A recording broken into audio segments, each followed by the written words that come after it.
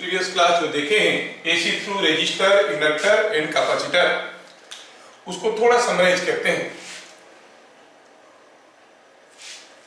AC through R, AC through L, AC through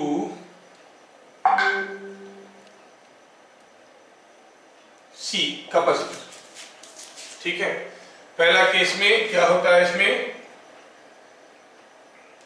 number 1 impedance is same as R ohms. इस case में impedance को हम क्या कहते हैं, we call it inductive reactance, value होता है एल ओमेगा। इस केस में इम्पीडेंस क्या होता है, एक्स सी, कैपेसिटिव रिएक्टेंस वैल्यू होता है 1/c ओमेगा। लास्ट क्लास देखे थे, आपको याद होगा। अच्छा, तो इनको भी थोड़ा टेबल कर देते हैं। ठीक है, नंबर 2, इसमें देखिए आई एम इज Vm/Z, ये तो सब केस में है, सबको मालूम है। क्यों लिखेंगे इसको, क्या लिखेंगे यहाँ पर, phase difference between V and I is 0। Here in this case आप देखोगे current lags voltage by phase angle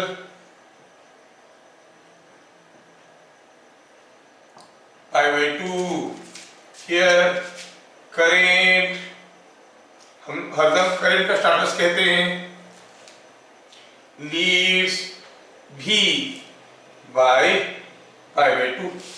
ठीक, यहां पर देखिए पावर फैक्टर, यहां पर फेज एंगल क्या था, 0। Power factor is cos 0, that is 1। यहां पर power factor is cos pi/2, that is 0। यहां पर power factor is cos pi/2, that is also 0।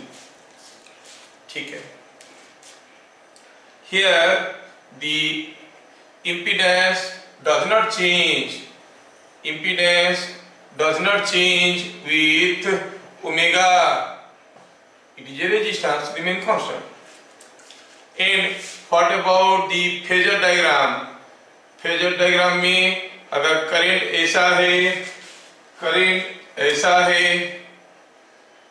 तो वोल्टेज भी ऐसा ही है, both are in the same direction. Phasor diagram, यहाँ पर आपका फेजर डायग्राम देखेंगे तो फेजर डायग्राम में करंट अगर यहाँ पे है तो वोल्टेज उससे आगे रहेगा pi/2, बिकॉज करंट लैग्स, ये भी हो गया।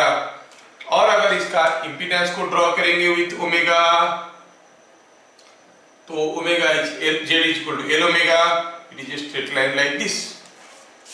ठीक है, इस केस में अगर हम फेजर डायग्राम ड्रॉ करेंगे तो करंट लीड्स, इस केस में वोल्टेज अगर यहाँ पे रहा तो करंट उससे आगे रहेगा, करंट विल बी हियर। ठीक है, current will be here, current is leading. और अगर हम फेजर डायग्राम ड्रॉ करने की कोशिश करेंगे, ये वोल्टेज सेम लाइन में है अलोंग दी रियल एक्सिस। हाँ, और अगर इंपीडेंस ड्रॉ करेंगे तो इंपीडेंस इज 1/c ओमेगा, तो it varies like this rectangular hyperbola. ये सब चीज भी हम लोग देख लिए, है ना। और क्या देखे थे इसमें, average power is Vm Im/2 और VRMS इंटू IRMS, इसमें एवरेज पावर इज 0, इसमें ये पॉइंट नंबर 4 था, ये 5 में average power consumed in a pure AC circuit is, pure capacitive circuit is 0। ठीक है ना, यही तो सारे इंपोर्टेंट पॉइंट्स थे। और हर एक केस में in each case instantaneous power is, और frequency of instantaneous power, frequency of instantaneous power, frequency of instantaneous power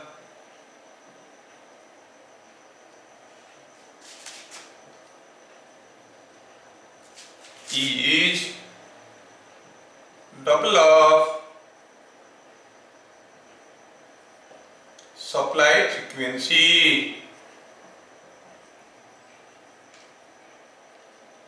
ये था हमारा केस, दोनों केस में, हर एक केस में ये था। Instantaneous power is, frequency of instantaneous power is double of supplied frequency. ये चार्ट को आपको याद रखना है टू कवर ऑल 1 मार्क वाले क्वेश्चन। हो गया, इस चार्ट को आपको याद रखना पड़ेगा। ठीक है, आज हम लोग पढ़ेंगे AC through series RLC circuit. RLC तीनों रहेंगे तो कैसे निकालेंगे, खाली L, खाली C, खाली R होने से हमें आता है, लेकिन पूरा RLC तीनों रहेंगे सीरीज में तो क्या होगा। अब तीनों के लिए पता चल गया तो कोई RL रहेगा या LC रहेगा भी तो आप लोग आसानी से कर सकते हो, तीसरे को हटा के। ठीक है, चलिए अभी करते हैं AC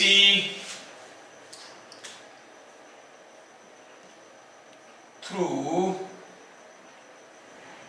सीरीज RLC। क्या है कि यहां पर कोई एक रेजिस्टेंस है, कोई एक इंडक्टर है, कोई एक कैपेसिटर है, सारे लगे हैं और इसमें आपने कुछ वोल्टेज लगा दिया, AC अप्लाई कर दिया, से सप्लाई वोल्टेज इज VS, और यहाँ पे कोई करंट जाने लगा, ऐसा करके दिया है। कहेंगे कि 100 वोल्ट अप्लाई किया गया है AC, मतलब RMS value is 100 volt. 5 ampere जा रहा है, मतलब जो करंट जा रहा है उसका RMS वैल्यू इज 5 एम्पियर। ठीक है, जैसे इसमें करंट फ्लो करेगा, इसमें कुछ पोटेंशियल ड्रॉप होगा, यू कॉल इट VR। इसमें भी कुछ पोटेंशियल ड्रॉप होगा, यू कॉल इट VL। इसमें भी कुछ पोटेंशियल ड्रॉप होगा, you can call it VC। ठीक है, ठीक। पहला बाय, अच्छा पहले फेजर डायग्राम ड्रॉ करते हैं। Phasor diagram,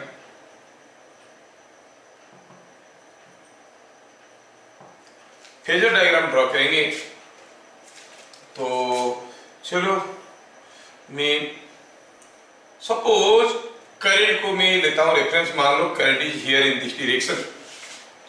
suppose the current is like this, ये हो गया करंट। सपोज करंट कुछ भी हो सकता है, डिपेंडिंग अपनी वैल्यू, ऐसे भी हो सकता है, ऐसे भी हो सकता है, मैं ऐसा ले लिया, कुछ भी। अच्छा, अब VR ड्रॉ करना है। इस रेजिस्टर में जो वोल्टेज ड्रॉप हो रहा है और जो करंट जा रहा है दोनों सेम फेज में है, मतलब VR वेक्टर कैसे रहेगा, VR वेक्टर भी कुछ ऐसे रहेगा,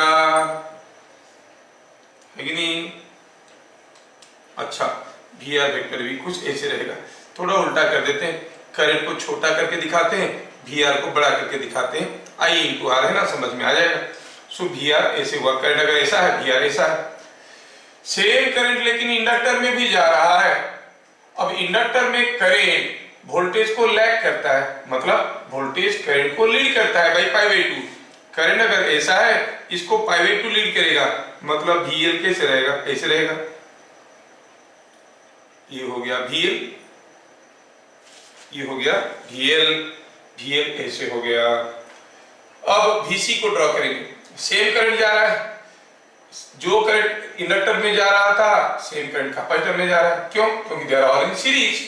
अच्छा, तो इस केस में VC जो है करंट को लैग करता है, क्योंकि कैपेसिटर में करंट लीड करता है। कितना? By pi by 2। Current lead करता है मतलब वोल्टेज लैग करता है। तो VC कैसे दिखेगा? VC will be like this, जो कि इसके पीछे है पाई बाई 2, है ना। VC is lagging the current by pi by 2 current, और VL is leading the current by pi by 2 current is lagging the voltage in inductor and leading the current in capacitor, leading the voltage in capacitor and in phase with the voltage across the resistor। ये हो गया phasor diagram. अब हम VS को draw करने की कोशिश करेंगे, but before we go for that, by Kirchhoff's voltage law, आप जितना वोल्टेज सप्लाई करोगे वो ही तो ड्रॉप होगा। VR plus VL plus VC। ध्यान रहे कि दे आर ऑल वेक्टर्स। तो सम ऑफ समझाने के लिए मैं खाली ऐसे कर देता हूं, but they are all vectors. ये तीन वेक्टर को जोड़ोगे तो VS बनेगा। तीन वेक्टर मतलब VR, VL, VC, तीनों को जोड़ेंगे। चलो जोड़ते हैं। जो जोड़ेंगे उसको हम कहेंगे वोल्टेज ट्रायंगल। तो ले लिए VR, ऐसा था, ठीक है। I want to make use of polygon law. जब आपको ढेर सारे वेक्टर को जोड़ना है तो आप क्या करते हो? You take them all in order, है ना। When a number of vectors taken in order, ठीक है, represent the sides of a polygon, then the closing side of the polygon taken in reverse order gives you the resultant vector. अब आपको कहा गया ये vector, ये vector, ये vector को जोड़िए। तो पहले आप ये लीजिए, फिर इसको लीजिए, फिर इसको लीजिए। ये हो गया आपका रिजल्टेंट। ये आपको 11th क्लास में मालूम है, polygon law. I am going to do the same thing now. अब मैं क्या करता हूं, पहले मैं VR को ड्रॉ किया, ये हो गया हमारा VR, ठीक है। इसके साथ VL जोड़ूंगा। VL कैसे था? ऊपर की तरफ था VL, तो VL को यहां पे जोड़ूंगा, ये हो गया VL। उसके साथ VC को जोड़ूंगा। VC कैसा है? नीचे की तरफ, तो यहां से शुरू होके नीचे की तरफ आया VC। देखो तो now what is the closing side of the polygon? Closing side of the polygon is this. This is what is the resultant of VR, VL and VC. So what you call it? VS. So VS vector is given by this. VS vector is given by this. अच्छा, ये figure में ये जो VS है, it is the total voltage across the circuit. I क्या है? Net current in the circuit. और I का डायरेक्शन क्या है? It is in the direction of VR. तो ये तो I था, VR तो ये वाला था, ये वाला VR था। अब देखो I और VR के VS के बीच में एक एंगल है, उस एंगल को क्या कहेंगे? फेज एंगल डिफरेंस, ठीक है। इसी सर्किट को थोड़ा से बढ़िया से बनाने की कोशिश करता हूं। I draw the circuit like this. I call it VR. I call this as VL minus VC। ये पूरा है VL, ये माइनस हो गया VC, तो ये हो गया VL minus VC, और ये हो गया VS, ये हो गया VS। And how is the current? Current is like this along this line, along here। ये हो गया करंट। समझने में कोई दिक्कत नहीं होना चाहिए। तो ये वोल्टेज ट्रायंगल को देख के हमें क्या क्या समझ में आ रहा है, चलो लिखते हैं। पहला चीज नोट करेंगे, अगर कोई हमें VS का मैग्नीट्यूड पूछेगा तो कैसे निकालेंगे? We clearly see here VS is equal to VR का square plus VL minus VC का स्क्वायर होल डबल। कितना इंपोर्टेंट है, देखो बहुत इंपोर्टेंट है। मतलब आपको अगर VR, VL, VC दिया गया है, RLC are in series, R में इतना वोल्टेज ड्रॉप हुआ, L में इतना वोल्टेज ड्रॉप हुआ, C में इतना वोल्टेज ड्रॉप हुआ, बताओ कितना वोल्टेज सप्लाई हुआ था? तो आप कहोगे it is VR square plus VL minus VC का स्क्वायर।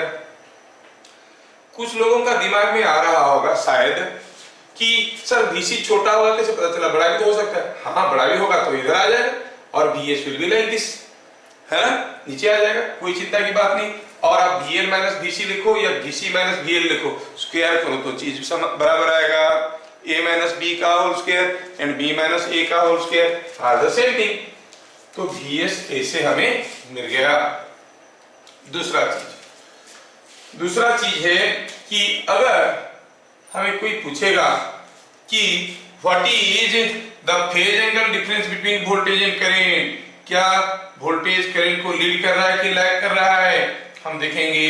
अगर VC छोटा है VL बड़ा है तो ये ऊपर रहेगा, करंट लैग करेगा। VS ऊपर रह गया, करंट नीचे रह गया, current is lagging the voltage bye 5। तो करंट कब लैग कर रहा है, जब VL ज्यादा है VC छोटा है। So when VL is more then VC current will lag, क्योंकि इंडक्टर का नेचर क्या था, करंट लैग्स द वोल्टेज, ठीक है ना। प्योर इंडक्टर के केस में current was lagging the voltage by pi by 2। अब क्या हो गया, VC भी है प्योर इंडक्टर नहीं है तो करंट का लैगिंग नेचर आ गया। Why, because VL is more then VC। तो क्या देखें, when VL is greater than VC, circuit is inductor dominated,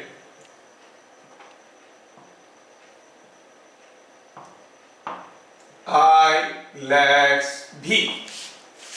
When VL is less than VC, अब क्या होगा सोचो, VL अगर less than VC हुआ, VC बड़ा हो गया तो जैसे यहां से VC को जोड़े VC नीचे तक आ जाएगा तो रिजल्टेंट वेक्टर ऐसे आ जाएगा।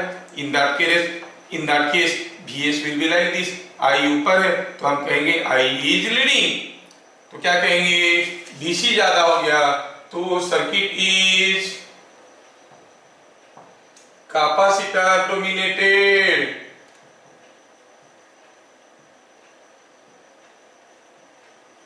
और क्या, और I लीड्स V। समझ में आया क्या, बस इतना ही दे देंगे। In a series RLC circuit potential drop across the resistor was 60 volt, potential drop across the inductor was 40 volt, potential drop across the capacitor was 90 volt. What is the effective potential difference applied across the circuit, वो इस formula से निकाल दोगे।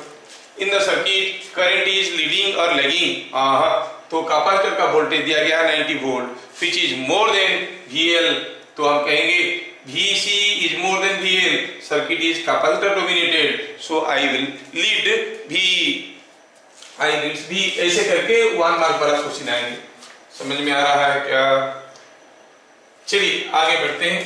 तीसरा case में current lead करेगा या lag करेगा, VL और VC मिलके डिसाइड कर लेंगे। अगर VL ज्यादा है करंट विल लैग, अगर VC ज्यादा है कैपेसिटर का नेचर आ जाएगा, करंट विल लीड।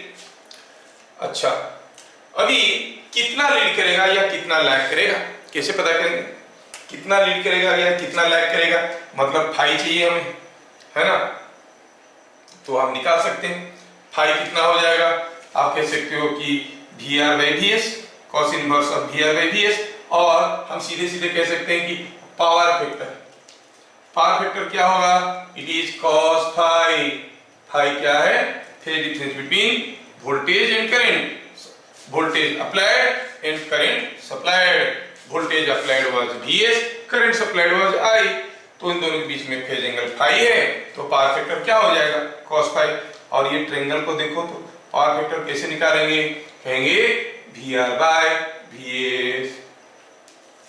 कोई फाई पूछा वो भी निकाल देंगे हम लोग, कोई फाई पूछा तो हम निकाल देंगे what is the phase angle difference between voltage and current. और ये लीड कर रहा है कि लैग कर रहा है, VL VC का वैल्यू को देख के कर लेंगे। तो ये हो गया पोटेंशियल ट्रायंगल और वोल्टेज ट्रायंगल। वोल्टेज ट्रायंगल से हम लोग ये सारे चीज निकाल के अभी हजम किए, आगे बढ़ेंगे, ठीक है। सपोज ऐसा कोई क्वेश्चन में आपको कोई पूछ लेता है कि बताओ what is potential difference across A और B, कोई अगर पूछ लेता है बाय चांस, पूछेंगे नहीं क्योंकि स्कूल वाले इतना अंदर तक पूछते नहीं है, लेकिन आप में से काफी लोग तो मेडिकल एंट्रेंस वगैरह दे रहे हो ना, जेई वगैरह दे रहे हो, तो इसलिए बोल रहे हैं। अगर हमको पूछा गया what is VA minus VB, तो आप कहोगे potential difference across this, what is that, VR plus VL, but remember they are all vectors. तो VA माइनस VB को अगर हम निकालना चाहेंगे, हम कहेंगे कि ऐसे ले लेंगे VR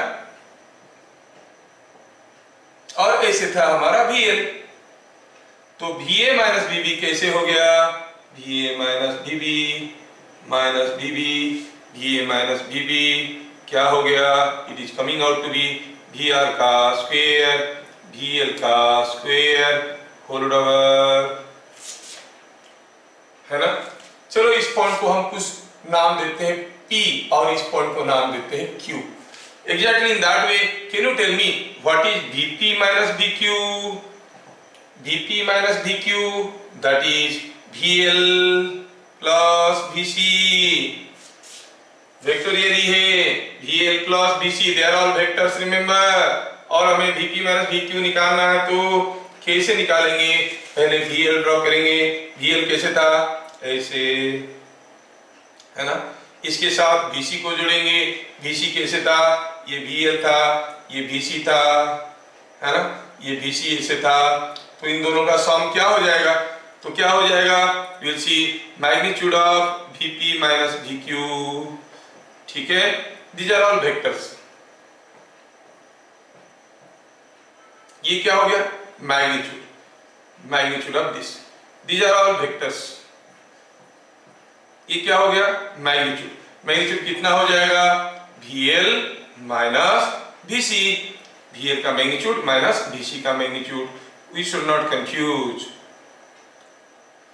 अगर दिया कि इंडक्टर में 40 वोल्ट ड्रॉप हुआ है, कैपेसिटर में 60 वोल्ट ड्रॉप हुआ है, what is the potential difference across the combination of inductor and capacitor, 60 minus 40, है ना।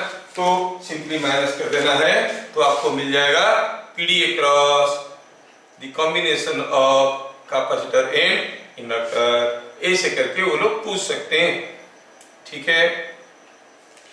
तो ये हो गया हमारा पोटेंशियल ट्रायंगल। नेक्स्ट देखेंगे हम लोग पॉइंट नंबर 3 में इंपीडेंस ट्रायंगल।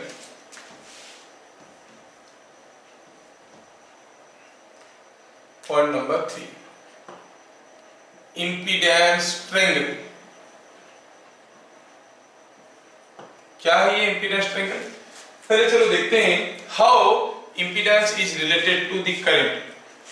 हम कहेंगे कि VR is nothing but I into Z मतलब इसका R, है ना। इंपीडेंस कितना था, ऑपोजिशन कितना था, R। VL क्या था, it was I into XL। VC ये क्या था, I इंटू XC। और अगर हम VS को लिखना चाहेंगे, VS supply voltage is I into net opposition by all this, I into Z, Z is net impedance, ठीक है ना। ठीक, अभी आप ये पोटेंशियल ट्रायंगल को थोड़ा ध्यान दो, इसको मैं मिटाता हूं, वो एक और कंफ्यूजन मैं यहाँ पे ड्रॉ करता हूं। We have seen that the potential triangle, इसको मैं यहाँ पे ड्रॉ करता हूँ। पोटेंशियल ट्रायंगल ऐसा था, ये VR था, ये ऐसा था, ये कितना था, VL माइनस VC, और ये क्या था, ये था VS, ऐसे करके था। और अभी अभी हम लोग देख लिए कि, और ये एंगल कितना था, it was phi because the current was in this direction, ये था। अब ये VR को हम चाहे तो I इंटू R लिख सकते हैं, इसको I into XL minus XC लिख सकते हैं, ठीक है ना। XL माइनस XC, जिसको हम X कहेंगे। X क्या है, X is XL minus XC, क्योंकि VL माइनस VC है, ठीक है। X क्या है, XL माइनस XC। VS को I इंटू Z लिख सकते हैं। मैं इसी ट्रायंगल को दोबारा ड्रॉ करना चाहूंगा। सपोज हमारे पास कोई एक ट्रायंगल ऐसा है, मान लो कि ये है 4, ये है 3, ये है 5। सपोज मैं हर साइड को अगर 2 से डिवाइड कर दूंगा तो ये कितना हो जाएगा 2, ये कितना हो जाएगा 1.5, ये कितना हो जाएगा 2.5। The triangle will be similar because this sides are bearing a constant ratio. ठीक है ना। मैं अभी क्या करना चाहता हूं, हर साइड को i से डिवाइड करना चाहता हूं। Here it is i into z, i into x, i into r। अगर i से डिवाइड कर देंगे एक छोटा ट्रायंगल मिलेगा। इधर क्या मिलेगा, ओनली x, जिसका वैल्यू कितना है xl माइनस xc। इधर क्या मिलेगा, ओनली z। इधर क्या मिलेगा, only r। This triangle is called impedance triangle. और ये क्या होगा, सिमिलर होगा इसके साथ, मतलब ये एंगल फाई है तो ये एंगल फाई होगा। तो नेट इम्पीडेंस कितना हो गया भाई, नेट इम्पीडेंस कितना हो गया देखो तो, what is the net opposition to AC। हाँ, ये this is equal to this square plus this square whole over. It is r square plus xl minus xc का square whole over, which is popularly written as r square plus x square, जिसमें x क्या होता है, where x is called net reactance। क्या होता है value xl minus xc, मतलब जो बड़ा है बड़ा से छोटे को माइनस करो। I will write xl difference xc, xl और xc का जो डिफरेंस है that you call as x that is the net reactance. कभी कभी आपको पूछ लेंगे what is the net reactance, you have to find out xl minus xc। ये हो गया z का वैल्यू। और क्या मिला, और क्या मिला, दूसरा चीज मिला ये कि देखो अगर xl xc से ज्यादा हुआ तो it is inductor dominated. So if xl is greater than xc, मतलब इंडक्टर का भाव ज्यादा है, तो क्या होगा I lacks V। if xl is less than xc, मतलब सर्किट इज कैपेसिटर डोमिनेटेड, तो आप कहोगे I leads V। ठीक है। और क्या मिला, और मिला कि हम चाहे तो पावर फैक्टर को हम ऐसे इधर भी लिख सकते हैं। क्या है cos फाई, cos फाई होता है पावर फैक्टर। तो पावर फैक्टर निकालने का कितने सारे फॉर्मूला आ रहे हैं देखो। एक तो देख लेते हैं cos फाई, दूसरा देख लेते हैं VR/VS, तीसरा देख रहे हैं कि R/Z। ठीक है, तो यहाँ पे हमें समझ में आ जाना चाहिए कि from impedance triangle we are collecting all this values. तो अगर कोई एक सर्किट दिया गया है, उसमें से आप सारा डिटेल्स डाटा ऐसे निकाल सकते हो। ठीक है, थोड़ा ध्यान से देख लो इसको। पॉइंट नंबर 4 में क्या मिला कंक्लूजन, थोड़ा देखो कि हमारे पास एक R था, एक इंडक्टर था जिसका कुछ इंडक्टिव रिएक्टेंस है, एक कैपेसिटर था, कोई वोल्टेज अप्लाई किया गया था, यू कॉल इट VS, कोई करंट जा रहा था I, ये R, ये XL, ये XC। बात हमारे पास ऐसे ही कुछ था। तो स्टेप वाइज निकालेंगे। अगर मुझे करंट निकालना है तो ठीक है, मैं पहले निकालूंगा what is impedance of the circuit. Step wise पहला स्टेप में Z निकाल लूंगा। कैसे, R square plus XL minus XC का स्क्वायर। स्टेप नंबर 1 Z निकल गया।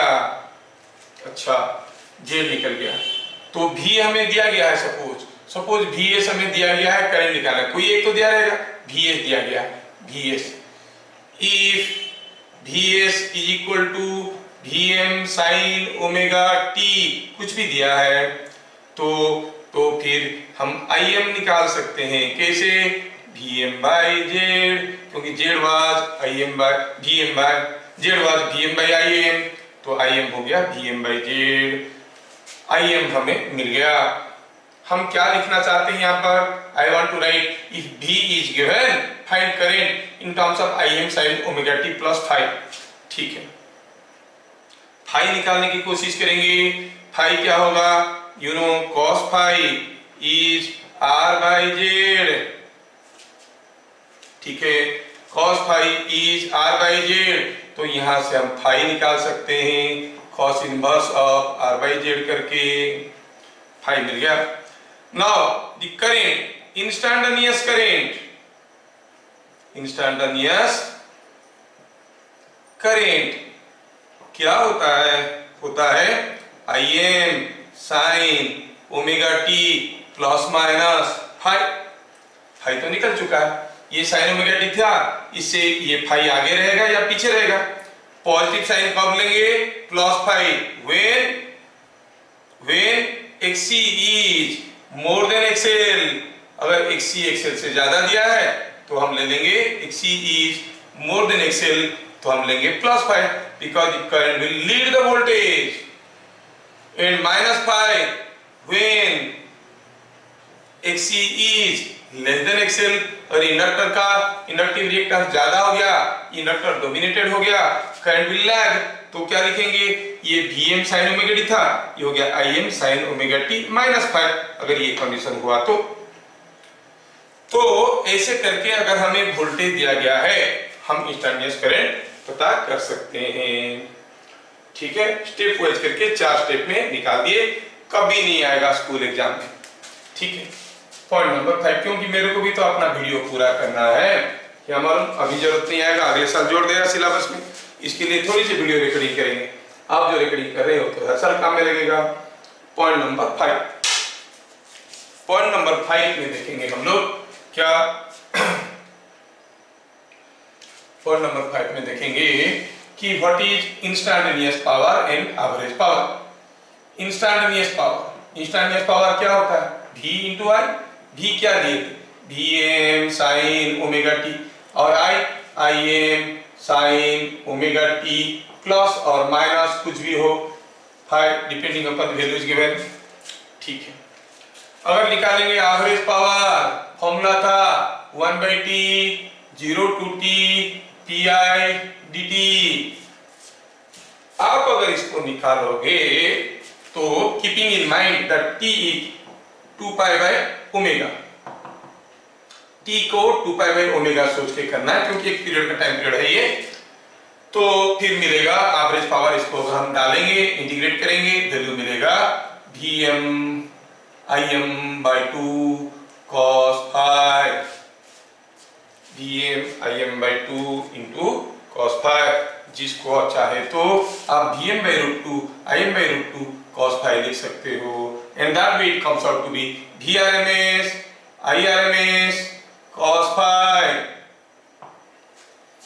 एवरेज पावर ऐसा भी होता है, मतलब when a voltage of 100 volt AC was applied across a circuit, circuit में कुछ भी हो, RL हो, LC हो, RC हो, RLC हो, कुछ भी हो, the current was found to be 5 ampere and lagging the voltage by 60 degree, तो हम क्या कहेंगे?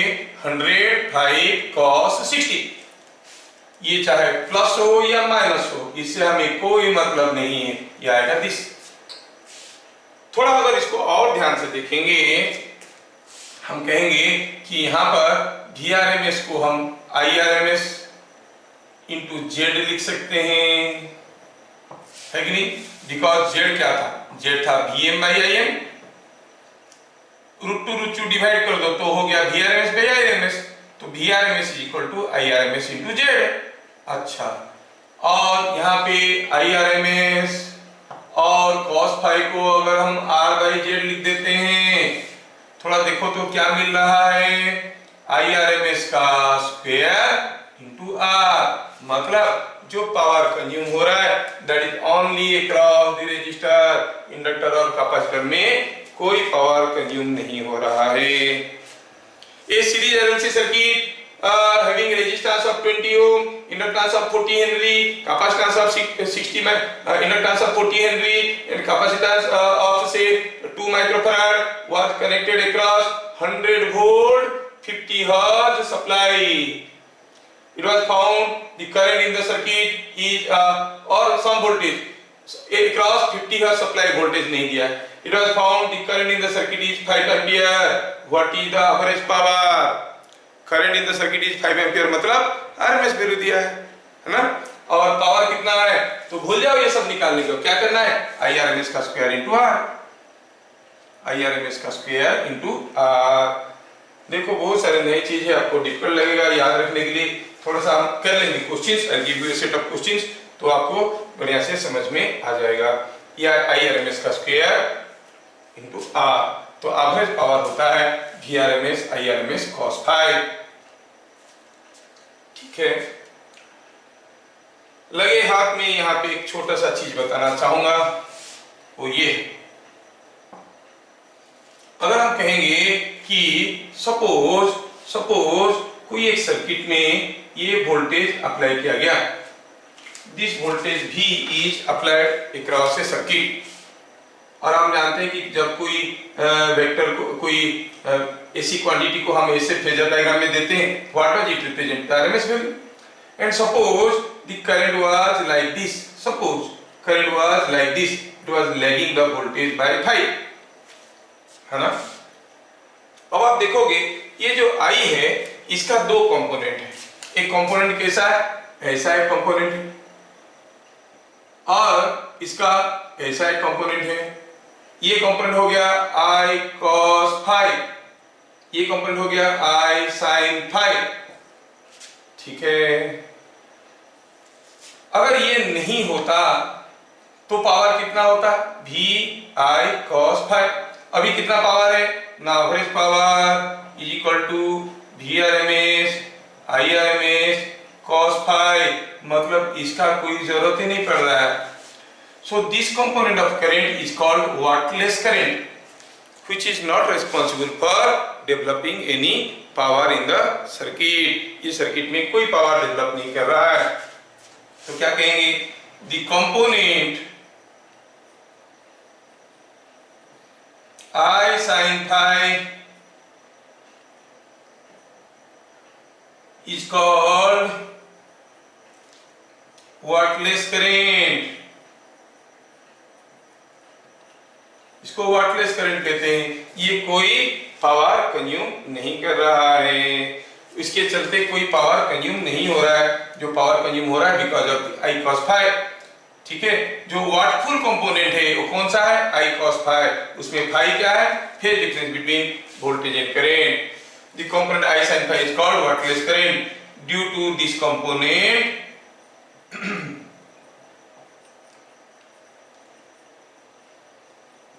no power is consumed, कोई पावर कंज्यूम नहीं हो रहा है। No power is consumed in the circuit. ठीक है, कोई पावर कंज्यूम नहीं हो रहा है, इसलिए इसको कहते हैं वाटलेस करंट। ठीक है, वाटलेस करंट क्यों कहते हैं ये आपको समझ में आ गया। ये IRMS है। हाँ, तो क्या बोल रहे थे ये कि ये जो I है, मान लो I है 10 एम्पियर, I cos फाई है 5 एम्पियर, तो आपके घर में जो पावर कंज्यूम होगा वो कितना होगा? V into 5। जबकि जो आपको करंट सप्लाई कर रहा है वो 10 एम्पियर करंट सप्लाई कर रहा है, और ये आपका घर है, ये आपका घर है, आपका जो एनर्जी मीटर है वो VI cos फाई दे रहा है, लेकिन करंट तो I ही आ रहा है ना, इतना ज्यादा करंट आ रहा है। अब ये I करंट आ रहा है 10 एम्पियर का, लेकिन आपका जो पावर एनर्जी कंज्यूम हो रहा है वो हो रहा है V इंटू 5, है कि नहीं? V इंटू 5 मतलब आप एक हिस्सा का एनर्जी दे रहे हो, बाकी जो वाटलेस करंट है वो आपके घर में कोई एनर्जी कंज्यूम नहीं कर रहा है, लेकिन वायर में तो दौड़ रहा है। जो आपके सामने खंबे लगे हैं घर के सामने, उस खंबे के वायर में तो दौड़ रहा है, और वो खंबा का अपना कुछ रेजिस्टेंस है वायर का, जो ट्रांसमिशन वायर है, डिस्ट्रीब्यूशन वायर है, उसका कुछ रेजिस्टेंस है, वहां पर कुछ हीट जनरेट कर रहा है। तो जो सप्लाई कर रहा है आपको एनर्जी, वो क्या चाहेगा? वो चाहेगा कि अरे इसको सप्लाई करने के लिए इसको 5 ampere, I cos phi is 5, इसका कंज्यूम हो रहा है 5 एम्पियर, मैं सप्लाई कर रहा हूं 10 एम्पियर, मेरा नुकसान कौन भरेगा? Who will care for it? तो क्या करते हैं बड़े बड़े इंडस्ट्री में, हमारे घर में नहीं करते, हमारा यूजुअली हम लोग का घर में जो पावर फैक्टर जो है लेगिंग होता है, लेकिन बहुत कम लेगिंग होता है, 0.8 0.9 ऐसे होता है जो पावर फैक्टर। बड़े बड़े इंडस्ट्री में ज्यादा प्रोमिनेंट हो जाता है, तो उसमें क्या होता है, एनर्जी मीटर के साथ साथ एक पावर फैक्टर मीटर लगा रहता है। Power factor metre, power factor कितना दिखा रहा है उसके हिसाब से उनका कैलकुलेशंस करते हैं। ठीक है, तो ये जो वाटलेस करंट हम देखे, it is not a desirable current, लेकिन आ तो रहा है, क्या करेंगे, है ना, आई कॉस फाई हमें चाहिए, साथ में आई साइन फाई आ जाता है, तो ये हमें नहीं चाहिए। तो क्या करते हैं बड़े बड़े इंडस्ट्री में, इसको कैसे मैनेज करते हैं। Point number 7, wattless current is not a desirable current।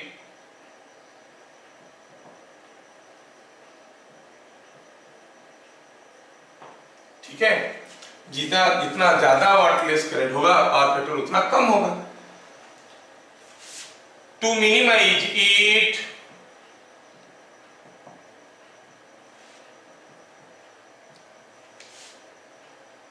The power factor of load must be improved।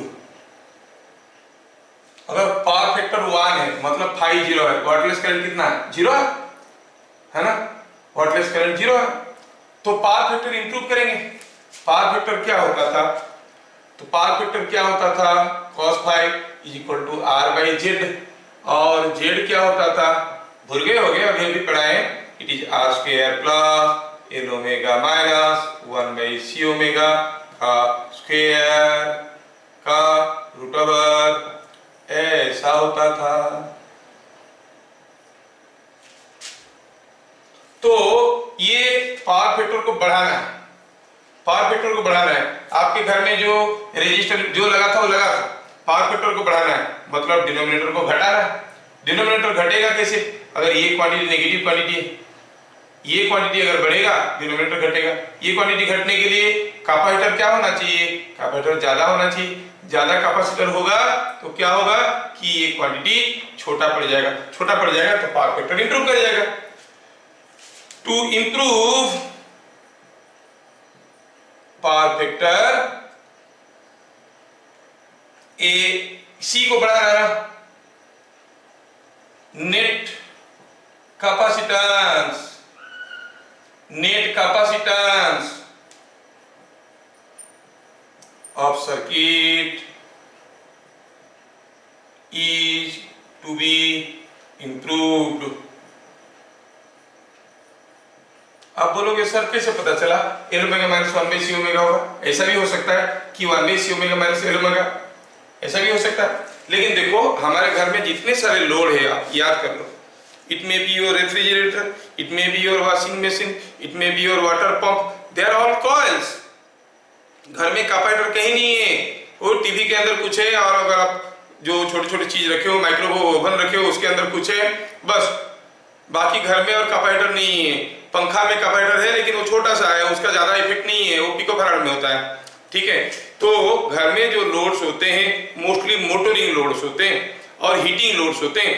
Pump जैसा कोई चीज चल रहा है, रेफ्रिजरेटर में भी कंप्रेसर चल रहा है, एक पंप चलाता है उसको, और पानी उठाते हो कुएं से, या फिर आपका वॉशिंग मशीन में एक मोटर चल रहा है, हर जगह मोटरिंग लोड है, तो दे आर ऑल इंडक्टर्स।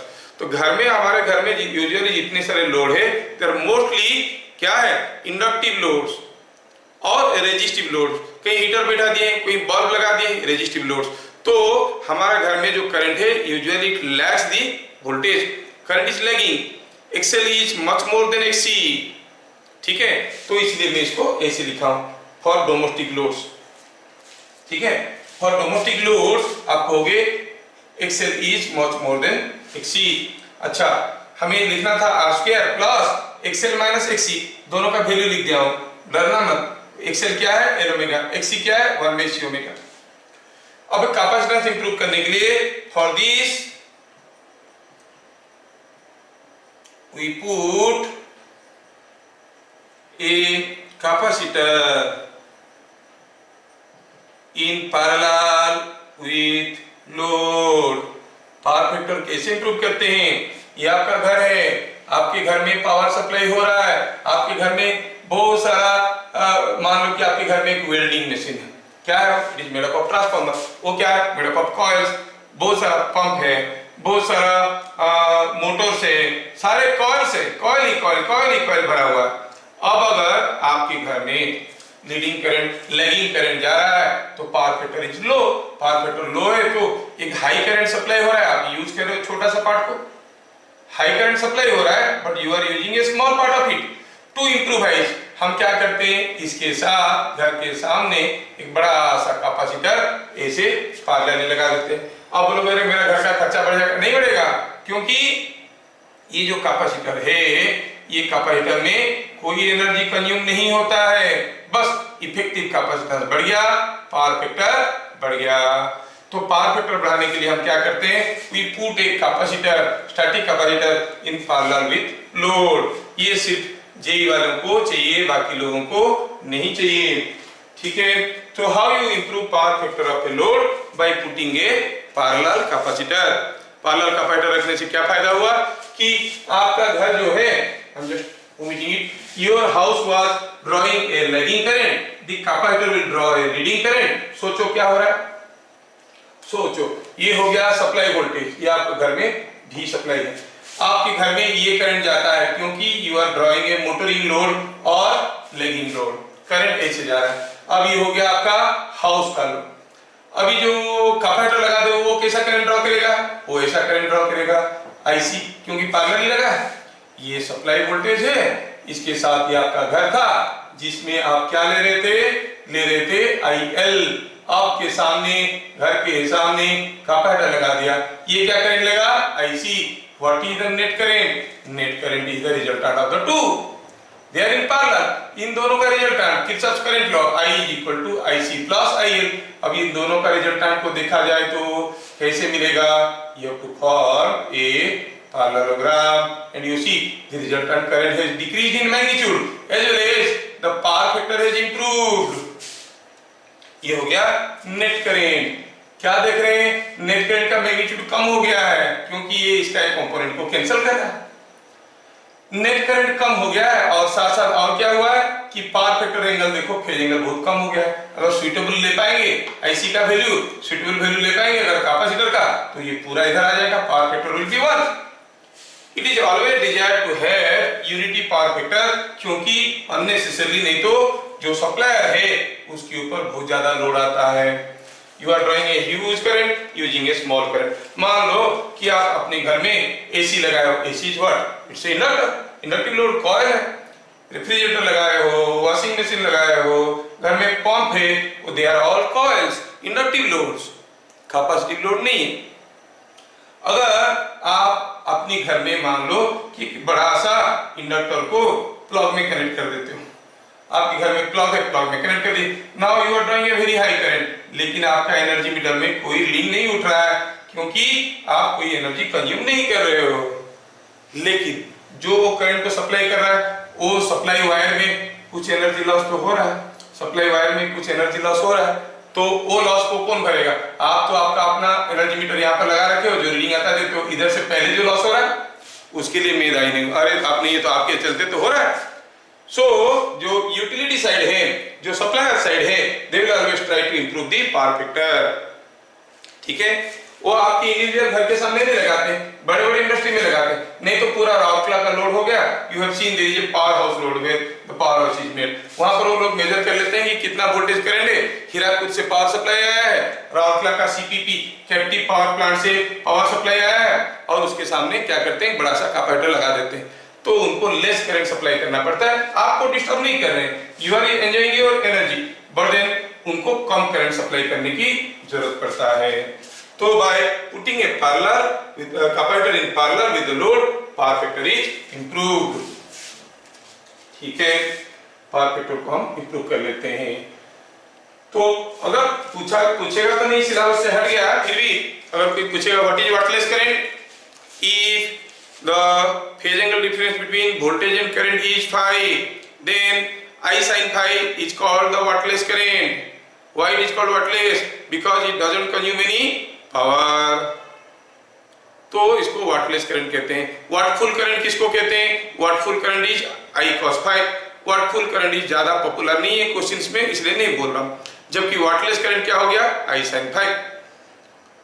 समझ में आ रहा है, समझ में आ रहा है। तो ये हो गया आपका क्या, ये हो गया आपका सीरीज आरएलसी सर्किट कॉम्बिनेशन का टोटल फंडा। ठीक है, आरएलसी कॉम्बिनेशन का ये फंडा आपको समझ में आ गया होगा।